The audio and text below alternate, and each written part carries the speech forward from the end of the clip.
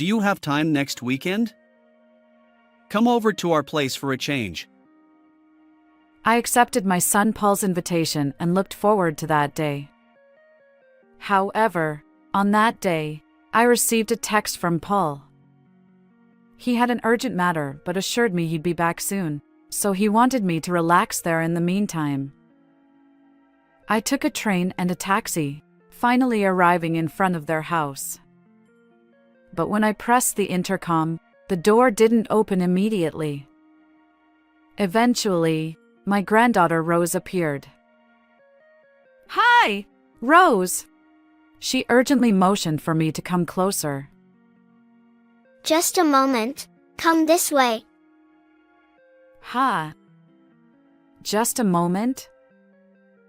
For some reason, Rose seemed flustered and pushed me into the storeroom. Grandma, escape through the back door quietly so Mom can't find you. Even when I asked why, Rose only said it was necessary to avoid getting caught by her mom and then went back to the living room. I assumed we were playing hide-and-seek and decided to stay put. Just then, my son's wife, Lynn, emerged from the bathroom right in front of the storeroom. Rose, hasn't your grandma arrived yet? Not yet. Lynn clicked her tongue and started making a phone call. That hag hasn't shown up at all. Can't even keep time. It's the end for her. It's time for the generational shift, I suppose. Wait, was she referring to me as that old hag? But the shocking revelation didn't end there. Lynn began sharing something truly unexpected. I am Amelia River. Today, it's a sunny holiday, and I can hear birds chirping outside my window. I open the curtains, tidy up my appearance, and head from the overly spacious bedroom to the smaller room in the back. As I open the door, there's my late husband's smiling portrait. He passed away in an accident a few years ago. At the time, I was devastated and couldn't function, but with encouragement from my son Paul and his wife Lynn, I've managed to lead a normal life as a full-time employee. Above all, I mustn't falter here, especially for my granddaughter Rose, who's now in elementary school. I clasped my hands in front of the portrait and closed my eyes. May you rest peacefully in heaven, my dear husband, who worked so hard to build this beautiful, spacious house for us. After lightly dusting the portrait, I made my way to the living room. This room is decorated with artwork from a floral arrangement class I attend with neighbor friends. It's my current hobby. When my husband passed away, leaving me feeling like an empty shell, they encouraged me to join the class, and now I'm completely engrossed. The Paul family from the neighboring town also appreciates the flowers whenever they visit. Paul went to an out-of-state university and ended up working there. He met Lynn, got married, and Rose was born. Although Rose has grown quite a bit, she still enjoys running around this house, so maybe its spaciousness suits her. Despite being alone, I managed to keep myself busy and content. Today is the day I go to the flower arrangement class with my friends. As I prepared, the nonchalant doorbell chimed in the living room. "Coming!" I called out and headed toward the entrance, but the door opened before I could reach it. Hello, Mom. Not again, I thought. Over the past few months, Lynn has been dropping by unannounced with Rose. Initially, it was just on weekends after giving prior notice. But now, it's practically every day without any warning. Honestly, it's become quite tiresome since I have my own schedule. A simple phone call would suffice. Good morning. Oh, it was quite a journey to get here. Lynn, I have a flower arrangement class today, so I'll be out. Sorry, but will you go back home today? I hurriedly stopped her from entering the living room.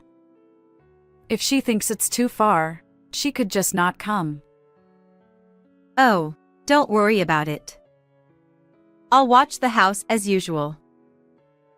But Sure, I'll lock up. Oh, is there something for lunch? without bothering to listen to my words, Lynn forcefully entered the room. My granddaughter Rose, on the contrary, was apologetic and followed Lynn inside. Back when she used to admire the flower arrangements with such enthusiasm, it was endearing to see Lynn watching her. But how did things take this turn? Listen, Lynn, I've said it many times. Please give me a heads up before coming over. Lynn replied nonchalantly. Well, since I'm here anyway, it'd be more trouble to notify you. I don't want to deal with such bothersome things. She confidently sat in the middle of the sofa, eyes glued to her smartphone. She'd show up at my house like this, lazy and leaving meals to others. Rose even offered to help, her voice trembling. I don't want to be a nagging mother-in-law, but my patience has its limits.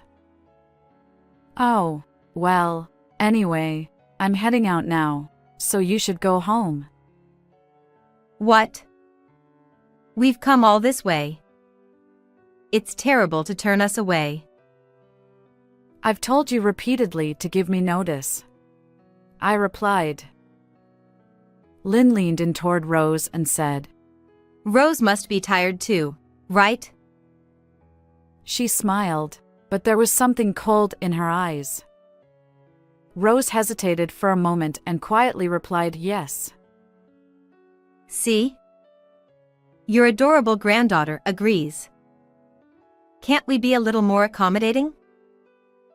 In the end, Lynn prevailed, and I was left with the two of them. When I met up with my friends and held flowers, I couldn't concentrate. Irritation toward Lynn aside, I couldn't forget Rose's expression from earlier. My friends noticed something was wrong and asked what happened. I shared the story, and one friend suggested I talk to Paul about it.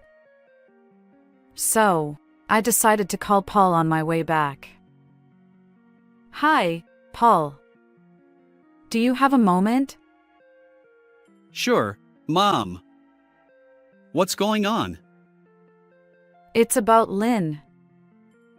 And so, I told Paul about how recently both Lynn and Rose have been visiting frequently, without giving any prior notice, and how Rose seems down. Initially, Paul was surprised, but he listened attentively and apologized sincerely. I'm sorry, Mom. I had no idea. I'll talk to Lynn and make sure she doesn't come over without notifying you. I promise. Thank you. But what's going on with Rose? Honestly, I have no clue.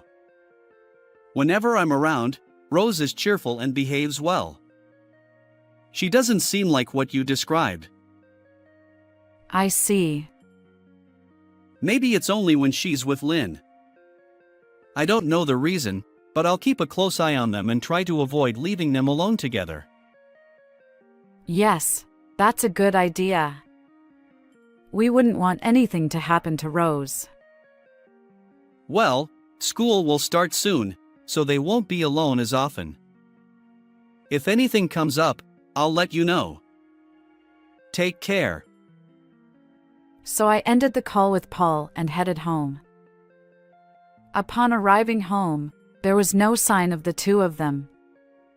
Had Paul called in a hurry, prompting them to leave?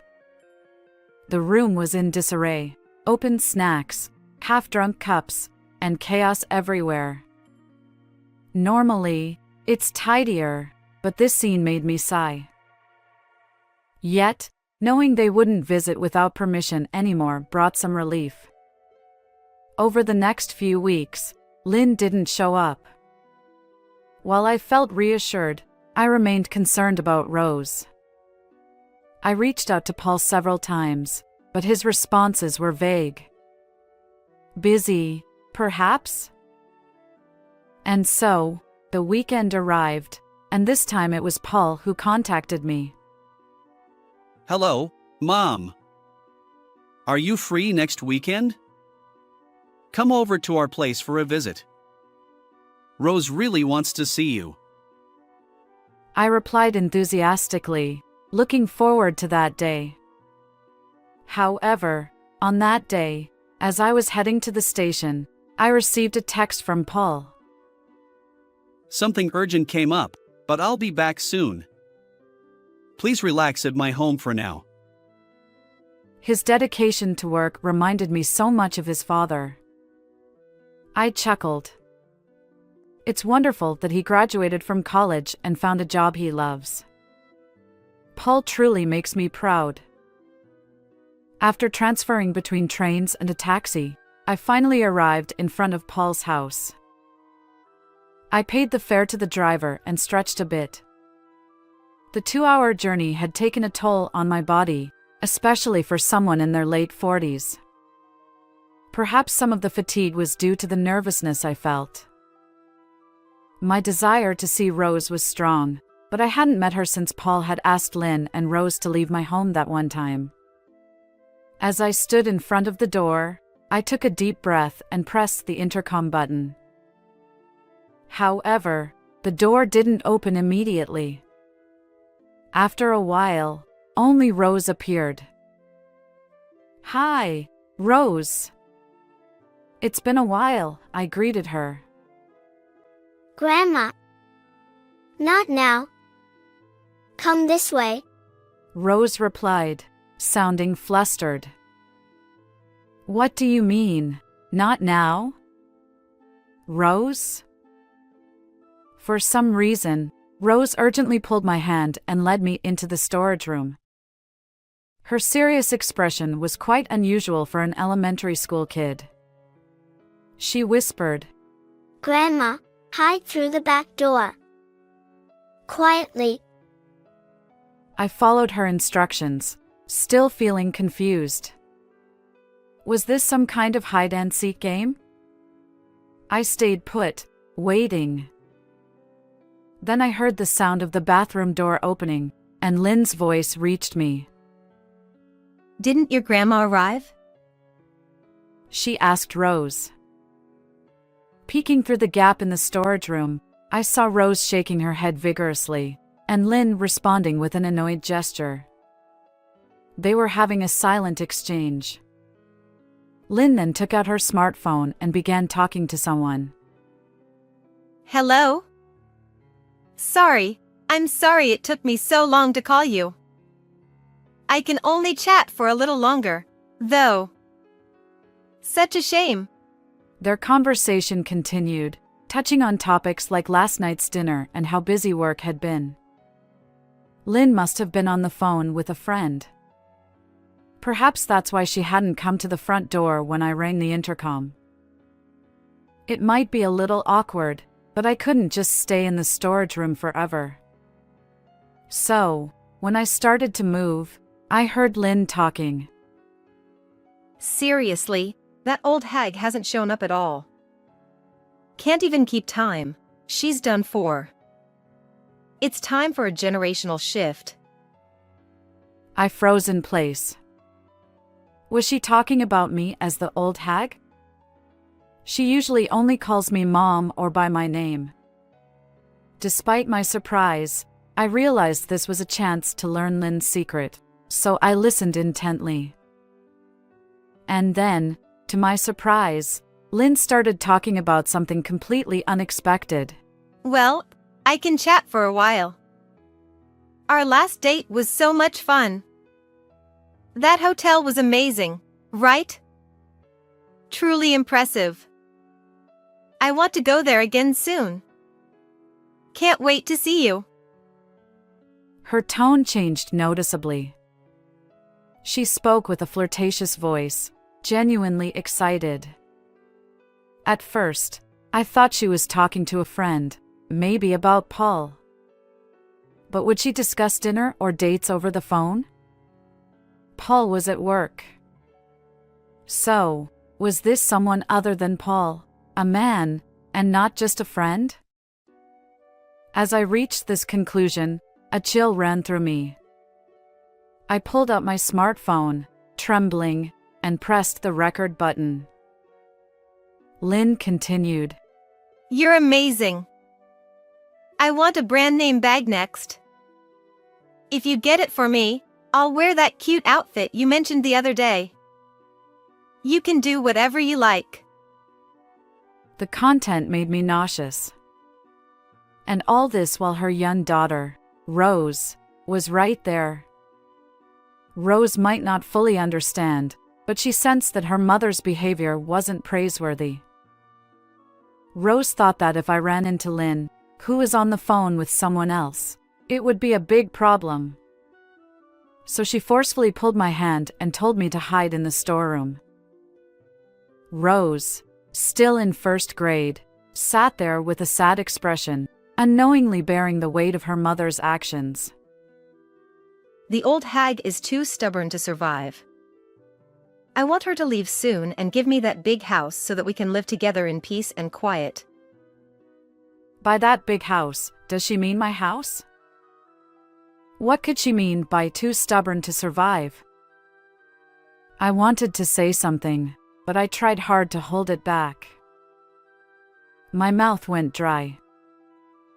Really, it's really annoying. She got angry when I took a picture of the interior. It's like she's going through menopause. I wish she'd learn from my kindness.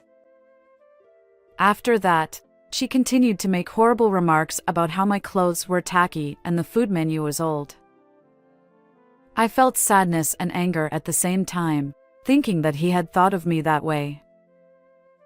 I rubbed my shaking body, telling myself that getting out of here now and getting angry would not change anything, and that I would just have to bear it for now.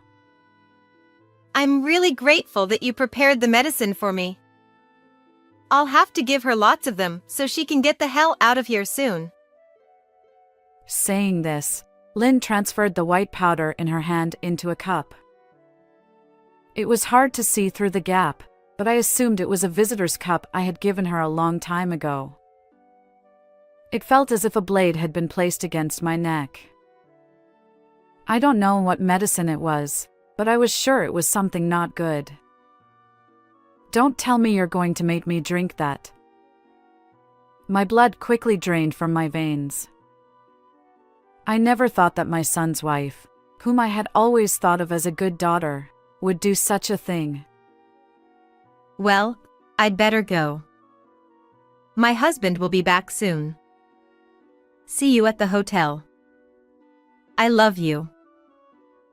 Saying that, Lynn pulled the smartphone away from her ear. But she was still operating the screen. While I was watching what she was doing, the phone rang in my hand. Ah. I rushed to turn off my smartphone, but it was too late. Mom, did you hear that by any chance? The door to the storage room was opened, and I involuntarily covered my eyes from the sudden glare. Slowly, I looked at Lynn's face in front of me and saw the same cold smile she had shown Rose that day. It was the first time I had ever been afraid of a woman's smile, much less that of a member of my own family. What are you talking about? I just got here a few minutes ago. I tried to argue in a trembling voice, but it would have been pointless. You heard it, didn't you? With a stern voice, Lynn closed the distance between us step by step. I resigned myself to the truth and decided to speak honestly. I stepped out of the storage room and faced Lynn. Yes, I heard. What exactly is going on? Are you having an affair? I mustered the courage to confront her. Honestly, I was trembling with fear, but I needed to confirm the facts. My body tensed up, and my palms grew sweaty. Honestly, why are you taking this so seriously? The person I was talking to earlier is just a friend. It's all a lie. Please forget about it. Lynn laughed through her nose, deliberately making it seem forced. But it can't be dismissed as a joke. I heard the entire conversation earlier. You only heard my voice, didn't you? You can't possibly know who the person on the other end of the phone was. Accusing me of having an affair is harsh. Then who are you talking to? Look, it was just a friend. Can we drop it now? She answered with annoyance and immediately picked up her smartphone, not even sparing a glance in my direction. Despite the conversation content making it clear that it wasn't just an ordinary friend, I felt underestimated. Well, what about the negative comments you made about me earlier? Was that a joke too? I never said anything like that. Your paranoia is off the charts. Cut it out. Do you have any evidence? Well, without evidence, stop making baseless accusations. I'm not having an affair. at that moment, when Lynn stated it firmly, Don't lie. Paul! the front door swung open forcefully, and Paul appeared. After glaring at Lynn, Paul gave me a subtle nod and turned toward Rose. Taking it as a signal, I hurried over to Rose, who looked surprised. I held her gently, and she began to cry softly in my arms. Her body that used to be so warm now felt unbelievably cold. Oh, how much pain had this kid endured until now? Regret washed over me. I wished I had noticed sooner. Why did you come back suddenly? How's work? Lynn, let's stop this. I already know everything. Your affair, your interest in Mom's house, and even the fact that you've raised your hand against Rose. What evidence do you have to say such things? Mom sent me a video. Paul manipulated the smartphone he held. You're amazing. I want a brand name bag next. If you get it for me, I'll wear that cute outfit you mentioned the other day. You can do whatever you like. And there it was, the same line Lynn had just spoken. Yes, I had been secretly recording videos, and I had just shared one with Paul. Having already finished his errands, Paul had rushed home and timed his entrance perfectly. You were filming all that? You're joking, right? He's just a friend. Just a friend. Ha! A friend who does things like this together, I suppose? Saying that, Paul pulled out a bundle of photos from his bag and handed them to Lynn. Why do you have these? The photos showed Lynn walking with a man. The man's hand rested on Lynn's waist, and her profile didn't look displeased. In fact, quite the opposite. Moreover, the building in the background was a hotel. It was clear that this wasn't just an ordinary friendship.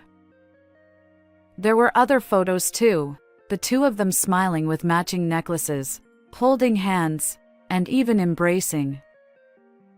As Lynn looked at them, her face grew paler. I knew, Lynn. I knew about your affair. Why? Your behavior lately has been strange. You've been away from home a lot. And Rose told me. Rose did. I held the small body in my arms tightly. Rose's little arms clung to my clothes, and she buried her face, avoiding her mother's gaze. Rose, you! After I specifically told you not to say anything, what are you doing? What are you doing, Lynn? You're the one who should be asking that. What kind of behavior is this in front of a child? You probably haven't even considered how Rose felt. I couldn't take it anymore. Mom talks bad about Dad, she abuses me, and strangers come to our house. Hearing those words, I hurriedly reached for Rose's clothes. She flinched slightly but obediently lifted her shirt. There were several painful bruises on her stomach, and I couldn't help but grimace. Did Lynn raise her hand to silence Rose? If so, it made sense why Rose had been unusually quiet at my house. Rose, could this be? Rose nodded faintly in response to my question. Seeing that, Lynn glared at Rose. Paul stepped in front of Lynn, shielding Rose from her gaze completely. I couldn't believe a mother would do such things to her own child. The night Lynn went to the hotel with that man, Rose tearfully confided in me. So I hired a detective. Today, I was getting an update on the progress. What? A detective? Yeah, we had a thorough investigation. Seems like the guy is a pharmacist. To go that far? Paul confronted Lynn with the evidence he had gathered. Already sensing something was wrong, he had consulted a detective. From the moment Rose told me until we had this evidence, I was worried sick that Lynn might hurt her again. It felt like my heart was being torn apart. Paul's face looked agonized. Discovering that someone he loved had betrayed him and harmed his precious treasure must have been unbearable for Paul during these past few days. But Rose assured me she was okay. This little girl supported me. And now we have solid evidence. I thought he had invited me over today for Rose's mental well-being. For Rose, her mother had become nothing more than a source of fear. Paul turned toward me and bowed deeply. Mom, I'm truly sorry for involving you in all of this. It's okay. Both you and Rose have been incredibly strong, I reassured him. This was undoubtedly their true feelings. Rather than apologizing to me despite their own suffering, I felt proud of Paul for being able to do so. Thank you. Paul wore a genuinely apologetic expression, but there was also a hint of relief in his eyes. More importantly, something caught my attention. You mentioned that the other person is a pharmacist? Huh? Yeah, he's quite well known in the industry, apparently. Earlier, Lynn put something like medicine into that cup. Could it be? Paul rushed to the table. He overturned the cup, and white powder scattered across the floor. What is this, Lynn? I got it from that boyfriend of mine. For what purpose? Well, to get rid of this old hag, of course. It's obvious. I want to move in with him to that big house soon. Neither you nor the child are needed. Lynn, who had seemed resigned and disheartened just moments ago, suddenly raised her voice. She grabbed the fallen pills and approached me with a menacing look. Take this already. Come on. I held Rose even tighter, shielding her from Lynn.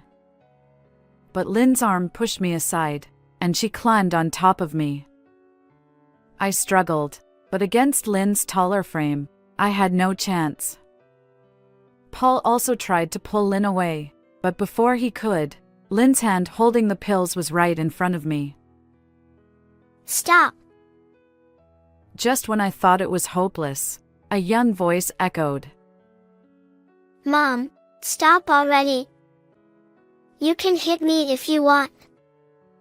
You can do anything to me.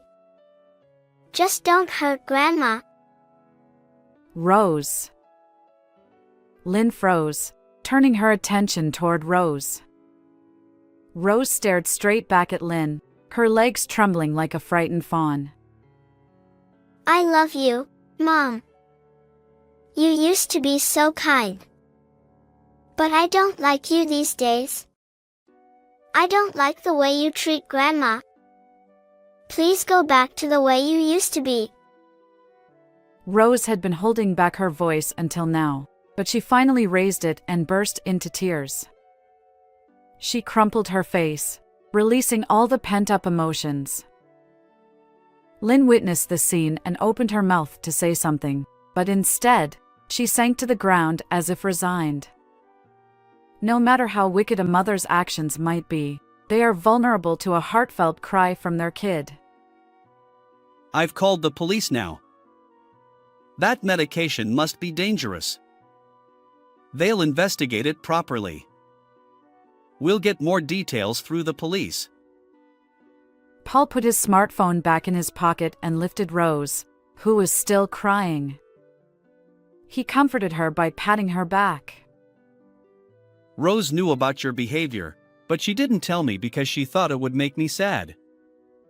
The day she told me, she also said, "I'm sorry, Dad." Think about what that meant. Rose. Lynn reached out to pet Rose's head, but stopped halfway. It was probably for the best.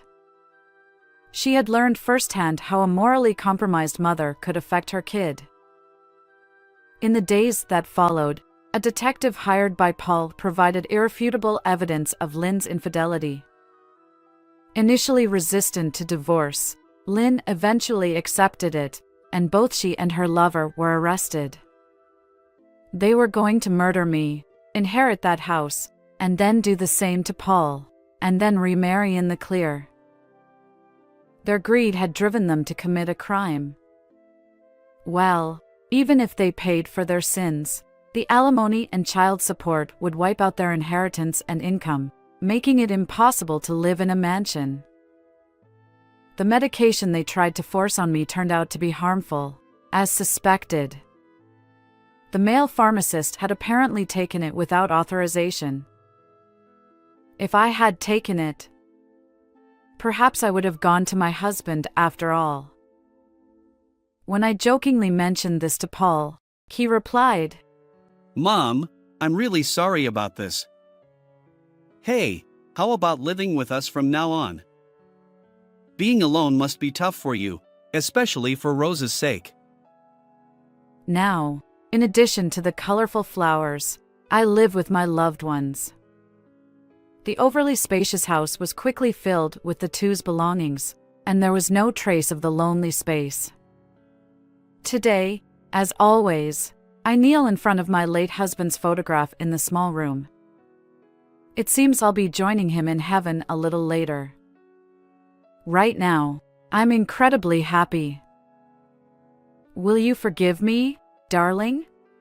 I talked to him in the photograph. From the window of the small room, I can see Rose playing energetically with Paul. I suddenly recall that day, the day Rose did her best to protect me, defied Lynn, and thought so much about Paul. After the incident, there were nights when her emotions were unstable, and she would burst into tears. But now, she's a cheerful first grader, back to her old self. I've made a strong vow to protect this kid.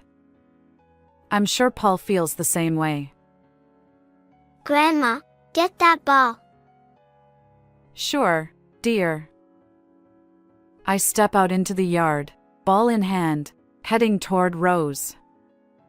She giggles, her pure smile directed at me. I can't help but pull her into a tight hug. Her warm body feels different from that day. A profound happiness envelopes me. How did you find this story? Don't forget to subscribe to the channel.